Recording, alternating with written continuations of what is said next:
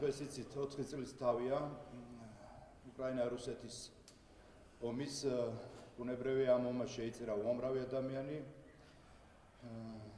გაანადგურა ქალაქები, ფაქტიურად სუვერენიტეტი, დამოუკიდებლობა და ეს ტრაგედია, რაც ტრიალებს დღეს უკრაინაში.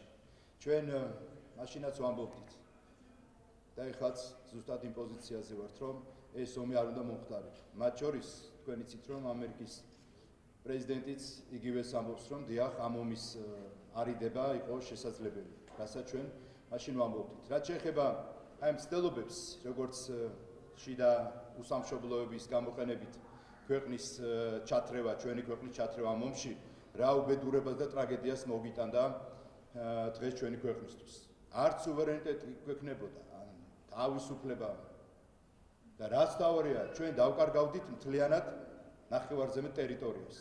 და რაც მთავარია, ყველაზე დიდი უბედურება და ტრაგედია იქნებოდა ჩვენი თანამოქალაქეების ამ ომში დაღუპვა. აი ამას ავარიდეთ. და ეხლა თითოეული ის ადამიანი, ვინც მოგვიწოდებდნენ, რომ გაგვესეირნა თურმე აი ამინდი იყო და ცხინვალი და აფხაზეთის მიმართულებით, თურმე რომ ჩვენ შევხიდებოდით უკრაინას და იქნებ ჯარი ამოგვექოქა ის ელჩი, რომელიც ჩვენ გვაშანტაჟებდა და გვეუბნებოდა, რომ ესე იგი პრემიერ-მინისტრი რომ აშანტაჟებდა, რომ ჯარი შეიყვანა აფხაზეთში. სად არიან ეხლა? შეცვალეს ხო რიტორიკა? ეხლა მივხვდნენ ხო? არა მომგებიანია იგივეს გამეორება. ამიტომ კიდევ ერთხელ ვამბობ, პრაგმატულ პოლიტიკას, მშვიდობის პოლიტიკას, რასაც ქართული სახელმწიფო ამ წლების განმავლობაში ატარებდა, შედეგი მოგცა ის, რომ სუვერენიტეტი გავაძლიერეთ, თავისუფლები ვართ, ჩვენს საქმეებში არავის ვახედებთ უცხო გავლენებს და რაც მთავარია, ჩვენი მოქალაქეები გადავარჩინეთ სიკვდილს. აი ეს არის შედეგი კიდევ ერთხელ მძიმე დღეა დღეს უკრაინისთვის, მძიმე დღეა უკრაინელი ხალხისთვის და მე მათ მშვიდობას უსურვებ.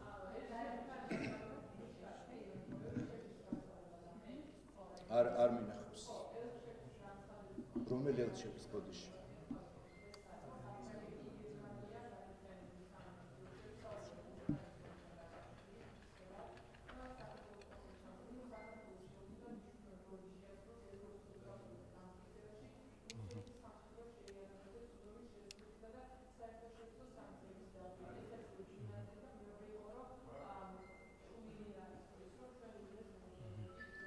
ხო, ზოგადად განსაკუთრებით გერმანიის ელჩის ფარისევლობა, ეს დიდი ხანია იცის ქართულმა საზოგადოებამ, მისი ორმაგი სტანდარტი, მისი დამოკიდებულება საქართველოს მიმართ, რომ ჩვენ არ გონივართ შესაწირი რაღაც ზვარაკი. ჩვენ დღესაც კი ვისმენთ ევროპარლამენტის ტრიბუნებიდან თუ როგორ აკეზებთ უკრაინელებს და ამბობენ, რომ დიახ, ჩვენ უსაფრთხოებისთვის მნიშვნელოვანია, რომ ომი გაგრძელდეს. მოისმინეთ აბა აგერ ლიეტუვას, ლატვიის, ესტონეთის წარმომადგენლების პოზიციები, რომ დიახ, უკრაინაში ომი ეს არის დანარჩენი ევროკავშირის უსაფრთხოება. ანუ ეს რაზე მეტყველებს, რომ იქ სანამ ომი გრძელდებაო, სანამ უკრაინაში არის რუსეთი დაკავებულიო, ჩვენო აქ არაფერი გვემუქრებაო. აი ეს არის მიდგომა. აი ამის უჭირდებოდათ, რომ ჩვენ აქ უკრაინა და საქართველოს უნდა ესე იგი შეგვეკავებინა რუსეთი და რომ გადარჩენილიყო ესტონელი, ლატვიელი და ესე იგი დანარჩენი ევროპა. აი ეს ყამათი მიდგომა. და ეს ერთი და მეორე, სანქციებისკენ ჩვენ მოგვიწოდებენ ესენი და დღემდე რო იცოდე სტატისტიკა რო აიღოთ, ევროკავშირმა ნავთობპროდუქტების ექსპორტში ვაჭრობაში რუსეთთან რეკორდები მოხსნა. 300 მილიარდზე მეტი შევიდა რუსეთს ბიუჯეტში. ნავთობპროდუქტებით ვაჭრობაში. უფრო მეცაც გეტყვით. ლატვიამ გადაგვასრო ხალხო, ლატვიამ გადაგვასრო ღვინით ექსპორტში რუსეთთან. ეს ხო მონაცემები, ვის ატყუებენ? ვის ეუბნებიან აი ამ სიგიჟებს და სისულელებს? ლატვიამ ჩვენ გადაგვასრო ღვინის სამშობლოს გადაასრო ექსპორტში, ესე იგი რუსეთთან. და ეს ხალხი ჩვენ მოგვიწოდებს? აი ეს არის ამათი მორალი. ეს არის ამათი ორმაგის სახე. ეს არის ამათი უსამართლო მიდგომები და კიდევ ერთხელ ვამბობ.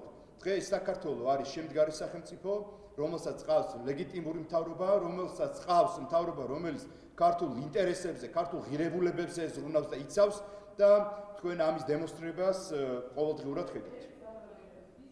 ამოწურა და გამა.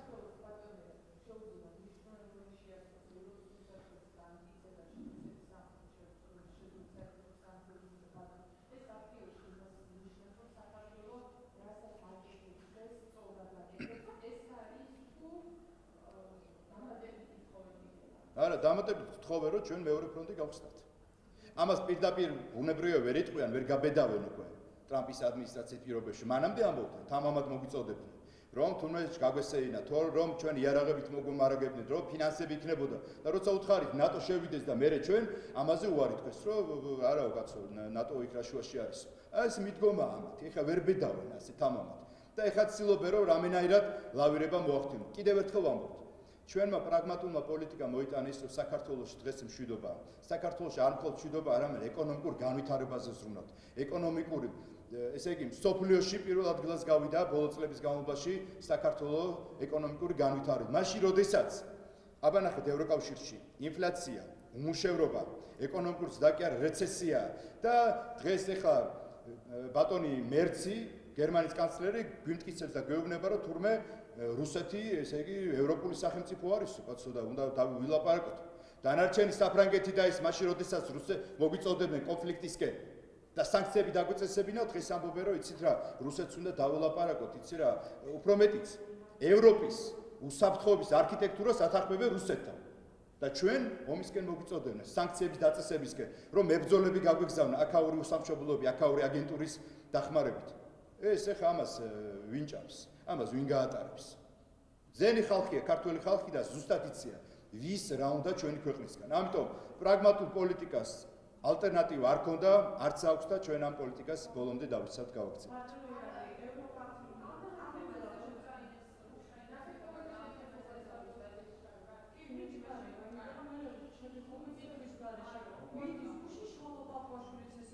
მეც ახლა დროს კარგავთ. აბა ხო.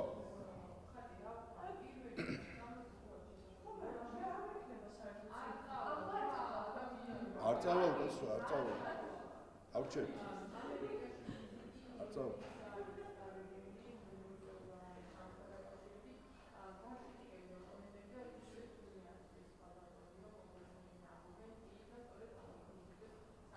ხო.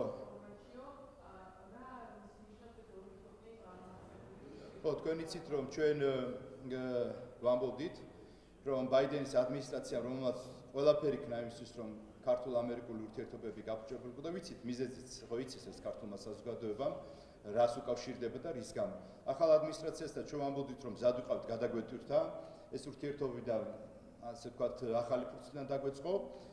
ეს ურთიერთობა ამასთან დაკავშირებით იყო გარკვეული კომუნიკაცია ამერიკულ მხარესთან, იცით თქვენ და დღეს უკვე ჩვენ შეგვიძლია თამამად ვთქვათ, რომ უკვე ფაქტიურად შედგა ეს კომუნიკაცია, იცით რომ ოფიციალური დელეგაცია მიწვეულია საქართველოს პარლამენტიდან ამერიკის კონგრესში, ქალბატონი ანა პაულინა შეხვდება, სადაც გვექნება საუბარი მათ შორის იმ ეროვნულ ინტერესებზე, ეროვნული ინტერესების დაცვაზე და ბუნებრივია ხა რადიკალები და მათი პატრონები რა უნდა ქნან ხა მონათლეს ან ქალბატონი კონგრესმენი თურმე რუსეთის ინტერესების გამტარებლად. თქვენ გახსოვთ ხო? ტრამპზეც იგივეს ამბობდნენ. უბრალოდ ხა ვერ ბედავენ, ასე თქვას.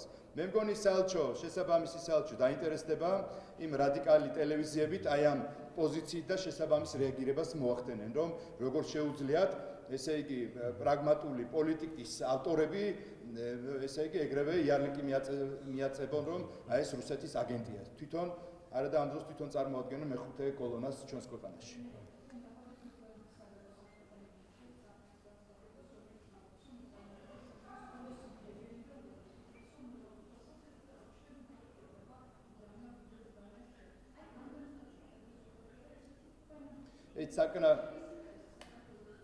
ეს საკანა იცით თქვენ ვინც არის ხო?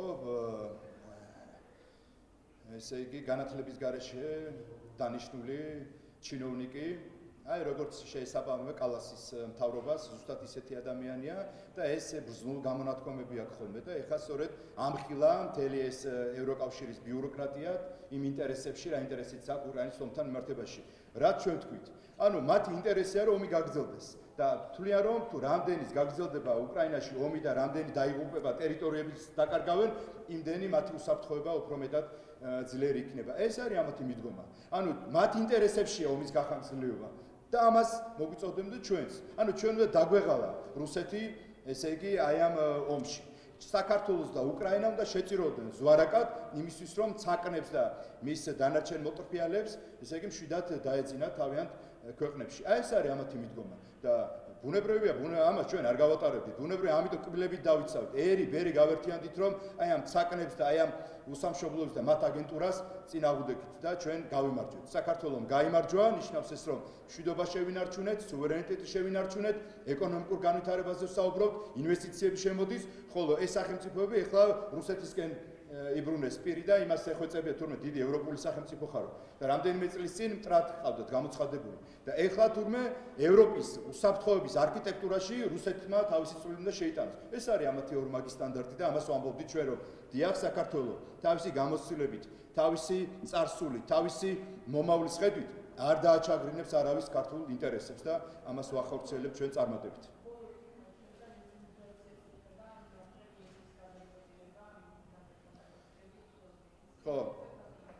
ხო, თქვენ იცით რომ გამომდინარე იქიდან რომ მშვიდობა არის ჩვენს ქვეყანაში გამომდინარე იქიდან რომ ეკონომიკური განვითარებაა ბოლო წლების განმავლობაში საშუალოდ 9.4% იყო, ბუნებრივია ამან გარკვეული ინტერესი გააჩინა იმ ქვეყნების საზოგადოებაში, ვინც ასე ვთქვათ სამსახურის მაძიებლები იყვნენ და აგერ 100,000-ობით თურმე ის ყავს ემიგრანტი, რომელიც არის ჩვენს ქვეყანაში, მათ შორის უამრავი დასაქმებულია, თუ რამდენიმე 10,000-ზეა საუბარი. ბუნებრივია, პრემიერის ინიციატივა იყო დროული, იმიტომ რომ ამით ვცდილობთ რომ ჩვენი ბაზარი დავიცვათ და ჩვენი საქართველოს მოქალაქეების ინტერესები დავიცვათ. ამიტომ იმას, ვისაც ბინადრობის უფლება არ აქვს და ისე მუშაობენ, ბუნებრივია, 1 მარტიდან ამის შესაძლებლობა არ ექნებათ, ხოლო დანარჩენებს იქ არის გარკვეული პრეფერენციები, იმათ 2 თვის ვადაში გარკვეული რეგისტრაცია უნდა გაიარონ და შემდეგ თანხმობა უნდა მიიღონ მთავრობისგან. ეს არის სწორი პოლიტიკა, ამით ჩვენ ვიცავთ სახელმწიფო ინტერესებს და ამით ვიცავთ ჩვენს, ასე ვთქვათ, ჩვენი მოქალაქეების შრომით უფლებებს. დაგიბრუნდები. ამოწურა ვაკეთე გადაგიბრუნდები.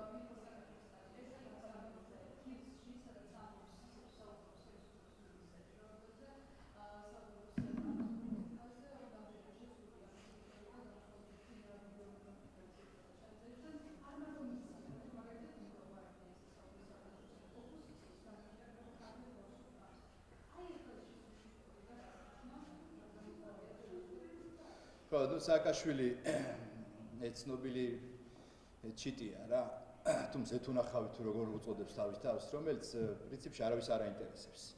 კაცი ჯერ გახსოვთ თქვენ ტრამპს გვინათლავდა რუსეთის აგენტად. ამაზე მთელი ის ინტერვიუები ჰქონდა ბატონ გვარამიასთან, რომ ტრამპი იყო რუსეთის აგენტი. ეხლა უკვე შეცვალა ტექსტი. ხან ქართველია, ხან უკრაინელია. ხან უკრაინის პასპორტით გველაპარაკება, ხან საქართველოს სახელით. ხო და ეს ადამიანი ხა პრიადა ჩვენთვის რა ვიცი რომ მორჩება აი ამ მოიხდის ვალს სადაც არის ხა მე ალბათ თეატრში უნდა განვაწესო ძალიან კარგი მსახიობია გარჩენი ამისგან არაფერი არ დარჩა დაждდეს და ილაპარაკოს ხან მოიტყუოს ღრუბელ როგორ დაფრინავდა ომის დროს თავი რა არის რომ ეს ომის დამნაშავეა იმიტომ რომ ამის ავანტურის შედეგად შეეწირა ჩვენი ტერიტორია და ჩვენი რაც თავია ჩვენი გმირი ბიჭები აი ეს არის რეალობა და ეხა იჭიკჭიკოს და იჯდეს იქ და რაღაც სულელები არც მაინტერესებს და არც ამიკითხავს რაღაც სიგიჟეს ითხოვ არც არის საინტერესო ქართული საზოგადოებისთვის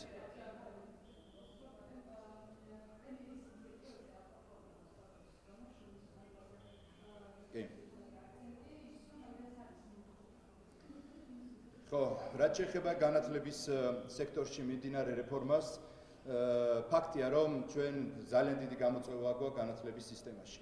ფაქტია ისიც რომ ჩვენ წლების განმავლობაში დიპლომიან უმუშევრებს უშვებდა ცალკეული უნივერსიტეტები. შესაბამისად ბატონმა კობახიძემ აიღო ეს პასუხისმგებლობა თავის თავზე და მოკიდა აი ამ საქმეს ხელი. ვერც ერთმა პრემიერ-მინისტრმა და მთავრობამ ეს ვერ გაბედა, ესეც უნდა ვთქვათ. ამიტომ გონია რომ ის რაც არის მოთხოვნილი ხო კრიტერიუმების მიდგომები შესაბამისობაშია მათ შორის შრომის ბაზართან. ჩვენ აღმოჩნდა რომ ესე იგი წლის განმავლობაში დაახლოებით 3,500 დიპლომიანი იურისტს უშვებთ, მაშინ როდესაც მოთხოვნა არის დაახლოებით 680 იურისტზე. ეკონომისტების ნაწილშიც კიდევ უფრო სავალალო მდგომარეობაა. შესაბამისად, ეს უნდა შეცვლილიყო და მგონია რომ დიახ ამ რეფორმის შედეგად გაცილებით უფრო გაჯანსაღებული, გამართული განათლების სისტემა გვექნება და რაც თავია კონკურენტუნარიან ესე იგი სტუდენტს და ადამიანს აღზრდის ჩვენი ქვეყნისთვის, რომელიც მათ შორის საერთაშორისო ბაზარზე იქნება კონკურენტუნარიანი. ამაზე აქცენტირებ. ბუნებრივია იქნება გარკვეული შეცდომები, ხარვეზები და ჩვენ ექსპერტები და მთელის იმიტომ ყავთ ჩართული, რომ ეს მინიმუმამდე იყოს დაყვანილი. ამიტომ რეფორმა საჭირო იყო და ამ რეფორმას აკეთებს ბატონი კობახიძე. ჩვენი სრული მხარდაჭერა საპარლამენტო გუნდისგან. ბრძანეთ?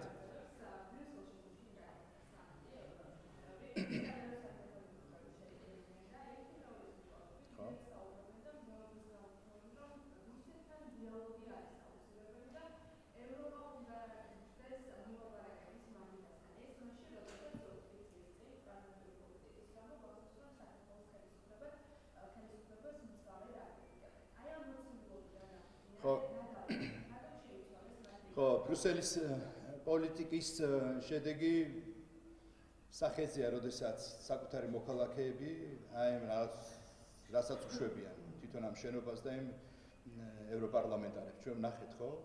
ის ბლოკადები, ის როგორ მიაყენეს მანქანები და რეებს უშვებიან. ხო, ეს მათი უსამართლო პოლიტიკის შედეგი. და ბუნებრივია, როდესაც საკუთარ მოქალაქეებს ასე ექცევიან, შემდეგ საქართველოსთან მიმართებაში ორმაგი სტანდარტი და უსამართლობა რა მოსატანია. კიდევ ერთხელ, ჩვენ როდესაც გვიგიჟინებდნენ, რომ სანქციები დაგვეწესებინა და ამით ჩამოგვენგრია ჩვენი ეკონომიკა. ჩვენ როცა მოგვიწოდებდნენ, რომ მოხალისეები გაგვეგზავნა სამთავრობო ბორტით, სახელმწიფო ბორტით, დაფინანსებით და ამით ცდილობდნენ, რომ ესკალაციაში შესულიყო ჩვენი საქართველოს ურთიერთობა, ბუნებრივია, ბოლო წერტილი რა იქნება და ეს იქნებოდა ომში ჩართვა ჩვენი მხარის. აი ეს უნდათ, ეს ამოცანა ქონდათ და როცა არ გამოვიდა და მიხვდნენ 4 წლის თავზე ხა უკვე შეცვლილი რიტორიკა აქვს და ეხლა თურმე რუსეთმა უნდა მიიღოს მონაწილეობა ევროპის უსაფრთხოების არქიტექტურაში. აი ცინიზმია, მეტი არაფერი. ეს ამაზე მეტი ცინიზმი რა არის და უსტანდარტობა. ორმაგი სტანდარტი, უსტანდარტობა. ამაზე მეტი რა უნდა იყოს. ამიტომ კიდევ ერთხელ ქართულმა საზოგადოებამ იხილა რეალური სახე ამ ევრობიუროკრატების. ჩვენ კიდევ ერთხელ ვამბობთ, 2030-ისთვის საქართველოს იქნება მზად ყველა თავისი კრიტერიუმებით, რომ ღირსეული წევრი გავხდეთ ევროკავშირის. მე დარწმუნებული ვარ 2030-ისთვის აი ეს კალასები, კომუნისტკა რაისები, ვარსკვლავმრიცხველი კუბილიუსები და გარკვეულ კორუფციაში ეჭვიტანილი ფონ დერ ლაიენები არ იქნებიან ევროკავშირის ბიუროკრატიაში და ევროკავშირი დაებრუნებს იმ ძირძველ ევროპულ ღირებულებებს. რისკენაც ჩვენ მივისწრაფი და რისკენაც გვინდა რომ ერთი დიდი ოჯახი შევქმნით. ასე რომ ზუსტად ვიცით რომ 2030-ისკენ ეს ხალხი არც ერთი არ იქნება.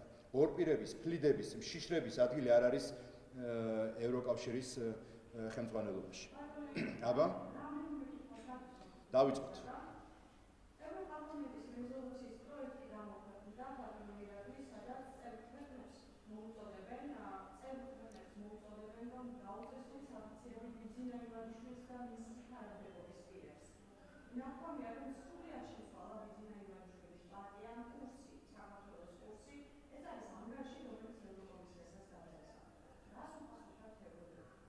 ევროდეპუტატებს, მაგალითად, კაპტონ რაისა კომუნისტკას, რომელიც არის ავტორი, კუბილიუსას, რომელიც იყო გორბაჩოვის პერესტროიკის მონაწილე და მხარდამჭერი.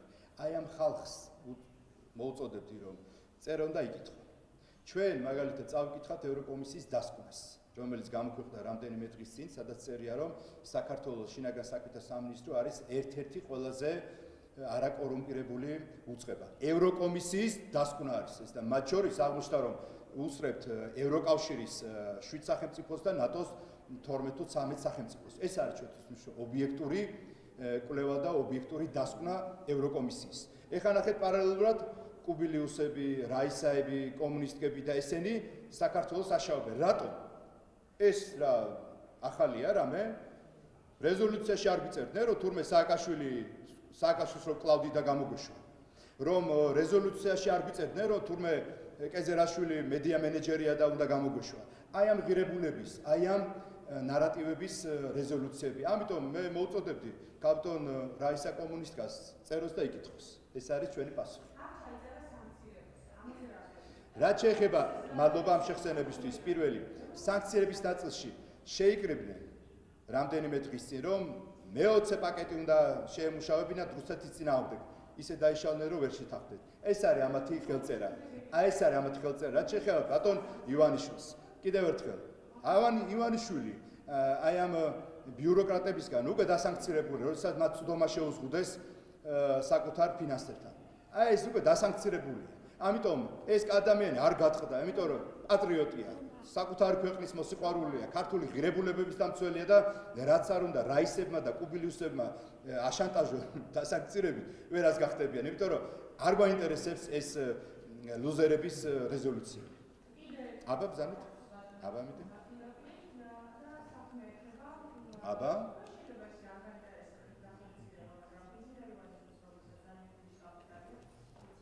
ამაზე გიპასუხეთ და ახალი თუ გაქვთ კითხვა, დასვით და გადავიდეთ სხვა თემაზე. აბა მოიგონეთ. აბა? ხო?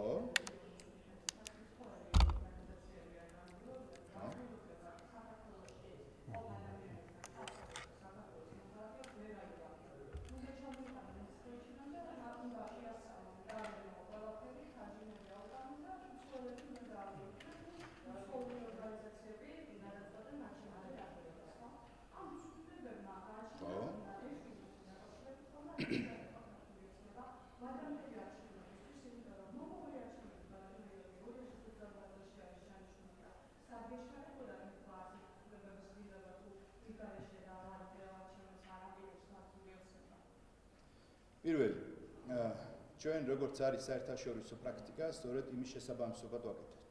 როდესაც ჩვენ ქვია საერთაშორისო დამკვირვებელი, არ უნდა იყო ადგილობრივი რაღაც გუშინ შექმნილი ორგანიზაციის წარმომადგენელი, რომელიც ბეიჯს გაიკეთებდა, ვარ საერთაშორისო დამკვირვებელი. არა, უცხო ქვეყნის მოქალაქე უნდა იყოს 18 წლის ზემოთ. ეს არის ნორმა, ეს არის სტანდარტი და ბუნებრივია ეს შემოვიტანეთ ჩვენ ასე ვთქვათ ქართულ საარჩევნო სისტემაში. ეს ერთი. მეორე სიცრუე რაც თქვენ გაავრცელეთ, რომ თურმე ვიდეო გადაღება იზღუდება, ესეც მტკნარი სიცრუეა, დღეს ვისმენთ თქვენს არხიდან, თქვენი არხიდან მტკნარი სიცრუეა, არაფერი არ იზღუდება, ვიდეო გადაღება ნებადართულია, უბრალოდ აქ არის კომისიის ხტომებზე, თვითონ საარჩევნო კომისიის ხელმძღვანელობის გადაწყვეტილებით რა როგორ უნდა იყოს, ისინი მოაწესრიგებენ. ასე რომ სიმართლე უნდა ილაპარაკოთ და მესამე, პირიქით. დღეს ოპოზიცია უნდა ილოცოს, რომ ვათამდელი არ ჩავნიშნოთ. განულებულები, უცხოირპიროები, ესე იგი, რა ვიცი, უსამშობლოები, ყოველგვარი რეიტინგის გარეშე, ჩვენ რო ჩავატაროთ ვადამდელი, გაცილებით მეტ ავიღებთ, ვიდრე გვაქვს. ასე რომ პირიქით, მათ უნდა შეძლოთ არანაირი საფუძველი, არანაირი წინაპირობა არ არსებობს ვადამდელი არჩევნების. და არა, მაინც არ გვინდა ვინც ვართ იმითაც შეგვიძლია ქართული სახელმწიფოს ინტერესებით დავიცვათ, ასე რომ ეს ხშირად იმაშვებით და ჩვენ გონიათ რომ თავს არა პირიქით. მათ უნდა ყოველდღე ილოცო რომ არ ჩაუნიშნოთ ვადამდელი არჩევნები, იმიტომ რომ უპირობოები არიან. შეუძლია თქვა რომ არალეგიტიმურია პარლამენტი და მე შემოცვიდნენ აქ და ვერ ვაგდებთ ეხლა როგორც წინამორბედებს, ეხლა ადგილობრივ გახარიებსაც რომ ეხლა შემოვიდეთ. ვეკითხებთ ის არის არალეგიტიმური თუ არა, რატო შემოხვდეთ დუმან ამაზე. ეგერ იყო გვარამიები და ჩახტილი რო არის კიდე გირჩები. ჩვენ რო გირაოს არ გადავიხდით თუ არალეგიტიმური მთავრობა ერთმანეთს ასწრებით გირაო როგორ გადაიხადოთ. ახალგაზრდები შეაგულიანეს რომ აი 4-ში უნდა დავიწყო და 4-ში დავამთავროთ ეს მთავრობა და მე ამბობდები ჩვენ არც ვიცოდით კათო ეს თუ იგეგმებოდაო. მეორე თქვა ლიდერი რომელიც არის წვალებელთა პარტიის მეო სახში წავედიო მეგონაო დაიშალაო ეს. მესამე თქვა მე ისე ვიდექიო კაცო რანაირი რევოლუციაა. აი ესეთი ისინი არიან ორპირები და ამათ არჩევნებში მონაწილეობა არ გაიშვას. პირიქით კიდევ ერთხელ გეუბნებით. ხო, ასეა, გეცინებათ მესვის ოპოზიციის სასაცილოები არიან. ამიტომ ვადამდელი არჩევნები რო არ ჩავნიშნოთ, პირიქით ყოველდღე და იმას მოემზადოთ. 20-28-ში იქნება შემდეგი არჩევნები, თუ აქვთ ერთი ადგილი მოემზადოთ და შევხვდებით. კაი, მოიცა. გიპასუხეთ. ხელსტუგუში არა საარჩევნო კოდექსი კიდევ უფრო მეტია.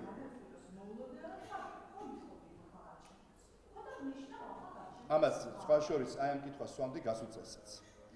და სულ ერთი და იგივე ისა გაქვს და ამოწურე რა ერთი სანქცირებას არ იქნება 2028-ში იქნება ვადამდელი საფუძველი არ არსებობს. წარმატებით ვახორციელებთ ყველა რეფორმას და ამას ვაგრძელებთ ბოლომდე. აბა გისმენთ.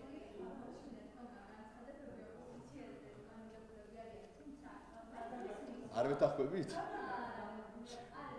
აბა? ხო?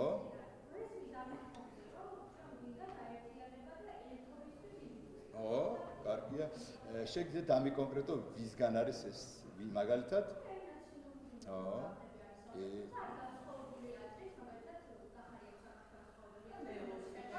ლელომ რა თქვა? არაო?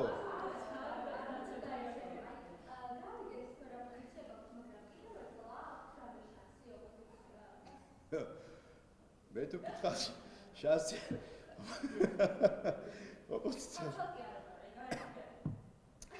როგორ გეტყვით ლუზერთან აღარ უნდა ურთიერთო რამდენჯერ უნდა გაერთიანო ხო გაერთიანე რა აკადრეს ერთმანეთს დედაზე აგინეს შეურაცხყოფები გახსოვთ თქვენ შუაში ვიედექით ერთმანეთი არ ეცემათ მიუხედავად ამისა მაინც მათი პატრონის დაკვეთით გაერთიანდნენ და გახსოვთ თქვენ გაერთიანებული ოპოზიცია და რაღაც გიჟობდნენ და რა შედეგი რა მივიღეთ არაფერი და ბუნებრივია ეს ერთხელ ორჯერ სამჯერ ჩაფლავებული ერთობა რომელიც არის ხელოვნურად განსხვავებული ორიენტაციის განსხვავებული მწამსის ღირებულების პარტიების გაერთიანება არ გამოდის და ბუნებრივია არ გამო ეხლა უყურეთ გაერთიანებას უფრო ნაკლები შანსი ექნება ვიდრე ცალ-ცალკე თემად რაღაც შეიძლება 1-2 კანდიდატი გაიყვანო თუ შეძლეს ესეც ასე რომ ამათი რეიტინგი რა ვიცი მათ უკეთ იციან ჩემზე უკეთესად იციან იქ სადაც თვითმარქვია პრეზიდენტი ყავთ ლიდერად ეხლა რა იმაზეა რეიტინგზე საუბარი ხალი დადის და გვეუბნება რომ განსხვავებული აზრი თქვა ამაზე ხო არ დამჭირდა პრეზიდენტი ხარ თქვენ ხო პრეზიდენტი ხარ კალტო სალომე ვინ დაგიჭერთ იმუნიტეტი გიცავთ თამამად იყავთ ამოწურეთ აბა მით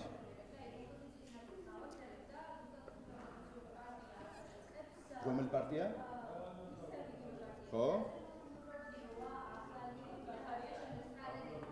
ხო ხო ხო ახალი მიდგომა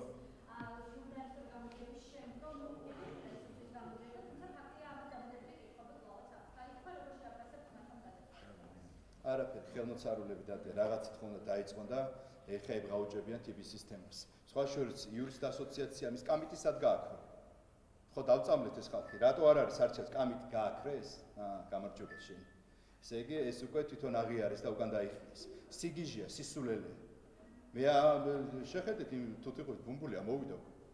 ზაღმა ისო პატრონი, გორჩა. ანუ ეს არ ყოფილა ქიმიური რაღაც სიგიჟე, სიშტერე. ხო და ამასთან დაკავშირებით შემდეგ ვინც ყავდათ მოხმობილი სიუჟეტში ხო BBC-ს თითოეულმა მათგანმა უარყო ჩვენ ასეთ რაღაც არ გიტყვს მაშინ კითხვა ისმის ეს დასკვა რანაირად გააკეთა BBC ფარა ბაბა საბარავდოთ არის გონდურული ეჭვი რომ ეს შეკვეთილი სტატია იყო თავიდან ბოლომდე რასაც სხვა შორის ტრამპი ხო იცით მილიარდებს უჩივის რომ მისის გააყალბეს და ზოგადად რეიტინგი BBC-ს და ის ხელმძღვანელი კი გაუშვეს ახლა გენერალური დირექტორი წავიდა თვითონ თავი პროდიუსერი წავიდა და მთელი ის მაგრამ მაინც მას მოუწევს გადახდა თქვენ იცით რომ ჩვენ სარჩელს ვამზადებთ შევიტანეთ უფრო სწორედ და ველოდებით მათგან პასუხს ასე რომ კიდევ ერთხელ ვამბობთ ხო და ჩვენ ვაგრძელებთ ამაზე დავას და შესაბამისად კიდევ ერთხელ ვამბობ ეს დაქირავებული ჟურნალისტების მიერ ყურით მოთხრეული რაღაც სიგიჟეებზე კომენტარი ნუ ახლა ამას თუ ეჭიდებიან ეს ახალ გაერთიანებული ოპოზიცია კარგად ყოფილა მათისა